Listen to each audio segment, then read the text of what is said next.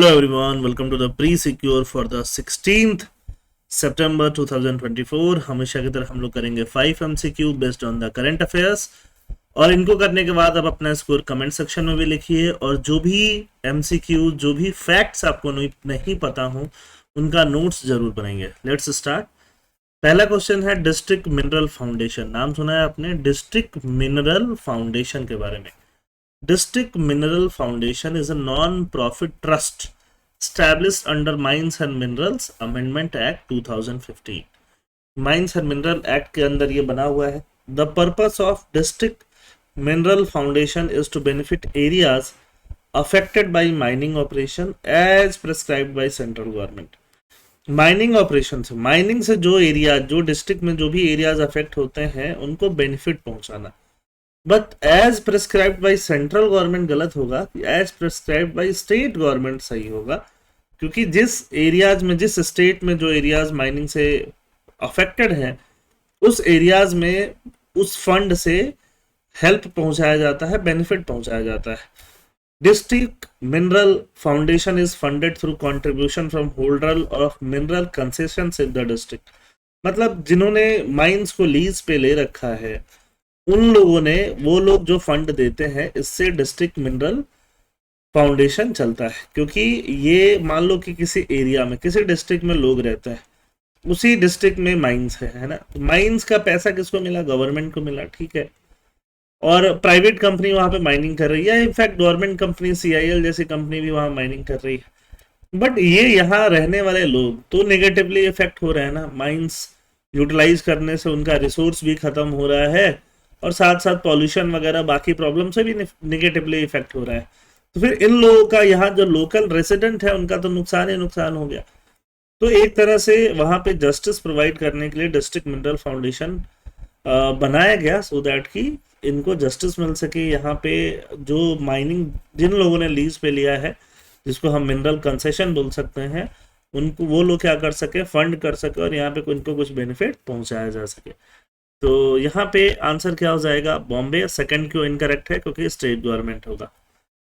Question number 2, PM किसान। PM किसान जानते हो ना, बहुत ही इंपॉर्टेंट स्कीम है, बार बार न्यूज में रहता है। PM Kisan is fully funded by government of India. State government कुछ नहीं देती उसमें। Scheme is implemented by ministry of agriculture, सही है। Objective of the scheme is to provide annual financial assistance. जो भी फार्मर्स हैं उनको एनुअल फाइनेंशियल असिस्टेंस मिलेगा 6000 पर मंथ का, पर मंथ नहीं, टोटल एनुअल एक साल में 6000 उनको मिलेगा, सो दैट वो इनपुट्स, फर्टिलाइजर, सीड्स है ना, पेस्टिसाइड, ये सब खरीद पाए और अपने लिए यूज कर पाए, अपने पर्सनल काम के लिए भी यूज कर सकते हैं। तो सेकंड का आंसर क्या हो जाएगा? डी हो जाएगा। डोडो। डोडो का नाम सुना है क्या? Dodo was a flightless bird, वैसा बर्ड जो उड़ नहीं पाता था। आइलैंड ऑफ मॉरिशियस में, endemic to the island of Mauritius. Dodo is listed as extinct. Dodo extinct हो चुका है। ये जो दिख रहा है वो डोडो है ना। डोडो के पंख भी आपको बहुत ज्यादा नहीं दिखेंगे। फ्लाइटलेस, फ्लाइट नहीं कर पाता था, ये थोड़ा इनके जैसा ही होता था, बतख, डक वगैरह जैसा। बट इसका आंसर क्या आ जाएगा? सी आ जाएगा। प्रधानमंत्री ग्राम सड़क योजना पुरानी स्कीम है, बार बार न्यूज में रहती है। प्रधानमंत्री Gram Sadak Yojana was launched in 2000 as a 100% centrally sponsored scheme to provide all weather road connectivity to rural areas. Centrally sponsored मतलब स्टेट का भी उसमें कंट्रीब्यूशन रहेगा और सेंटर का भी रहेगा, उसको हम सेंट्रली स्पॉन्सर्ड बोल देते हैं। ऑल वेदर रोड कनेक्टिविटी होगा रूरल एरियाज का बाकी एरियाज से, तो ये बिल्कुल सही बात है। Scheme is managed by ministry of urban development. ऐसा क्यों होगा? रूरल एरियाज में अगर कनेक्टिविटी देना है तो अर्बन डेवलपमेंट इसको क्यों मैनेज करेगा? For plain areas the population criteria for eligibility are rural habitation with a population size greater than 500। जिस विलेज में मोर देन 500 का पॉपुलेशन साइज है उसमें पक्का ये रोड बनेगा ही बनेगा, वो क्राइटेरिया है। प्रधानमंत्री ग्राम सड़क योजना फेज 4, फोर्थ फेज में चल रहा है। Aims to build 62,500 kilometre of new all weather road. नया ऑल वेदर रोड बनाया जाएगा 2024-25 से 28-29 के बीच में। सेकंड छोड़ के अगर यहाँ तीनों स्टेटमेंट सही हैं तो आंसर क्या आ जाएगा? सी आ जाएगा। Last question for the day, आसान क्वेश्चन है, ऑपरेशन सद्भाव, ये क्वेश्चन डायरेक्टली प्रीलिम्स में पूछा जा सकता है, ये डायरेक्ट करंट अफेयर्स है। Operation Sadbhav is an initiative by India to provide humanitarian assistance and disaster relief, correct. The operation was launched in response to severe flood caused by typhoon Yagi. Typhoon Yagi के वजह से जो severe flooding हुआ है, तो इसलिए ये operation launch किया गया, correct. The countries that receive assistance under operation Sadbhav are Laos, correct. Myanmar, correct. Thailand, incorrect. Third incorrect है, फर्स्ट सेकंड करेक्ट है, फिफ्थ का आंसर ए आ जाएगा, है ना।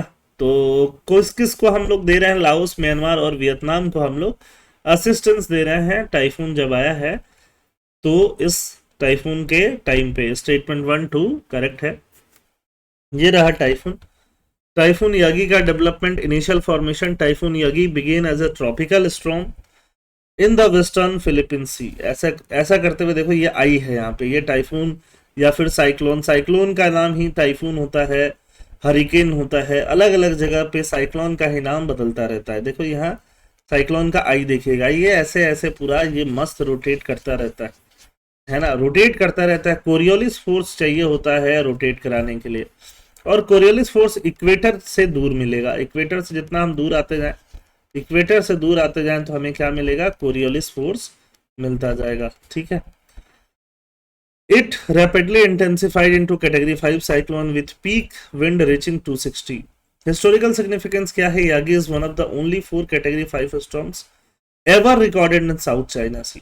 ये बहुत इंपॉर्टेंट है। कैटेगरी 5 मतलब बहुत ज्यादा velocity, peak wind 260 kilometre per hour. सोचो, सोच भी सकते हो क्या, 260 किलोमीटर पर आवर की स्पीड से हवा चलने वाली, ये क्या है, कैटेगरी 5 स्टॉर्म्स है, एवर रिकॉर्डेड, जो साउथ चाइना सी में एवर मतलब कभी भी रिकॉर्ड की गई हो। लैंडफॉल एंड इम्पैक्ट, कहाँ कहाँ, चाइना वाइना सबको इम्पैक्ट की, वियतनाम को। पोस्ट लैंडफॉल म्यांमार को इम्पैक्ट की, ठीक है। रीजनल इम्पैक्ट हुआ इसका, बहुत सारा इसका इम्पैक्ट हम लोग देख सकते हैं। टाइफून्स क्या है, टाइफून्स साइक्लोन ही है, ट्रॉपिकल साइक्लोन है, that forms in the north western part of Pacific ocean. Pacific ocean के नॉर्थ वेस्टर्न पार्ट में जो साइक्लोन आता है उसको टाइफून बोलते हैं। इसमें ईस्ट एशिया, जापान वगैरह, साउथ ईस्ट एशिया, है ना, पार्ट्स ऑफ ओशन है इंक्लूडेड होता है। टाइफून यागी का डेवलपमेंट वगैरह बहुत ज़्यादा जानने का जरूरत नहीं है। क्या क्लासिफिकेशन ऑफ ट्रॉपिकल साइक्लोन जानना है, कैटेगरी 1, कैटेगरी 2 ऐसा करके इनको बांटा जाता है बेस्ड ऑन द वेलोसिटी। तो आई होप आपको ये सारी चीज़ें समझ में आई होंगी। नोट्स बना लेना पीडीएफ से, आपको पीडीएफ मिलेगा टेलीग्राम चैनल पे। थैंक यू, जय हिंद।